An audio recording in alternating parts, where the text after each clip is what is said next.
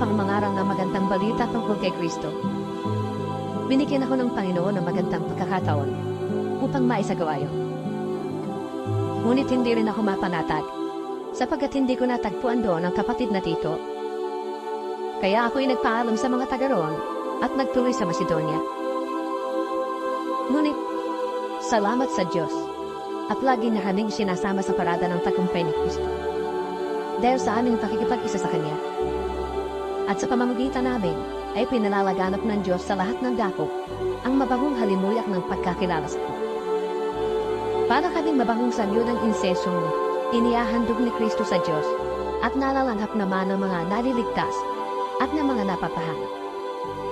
Sa mga napapahanga, ito'y parang alingaso na nakamamatay.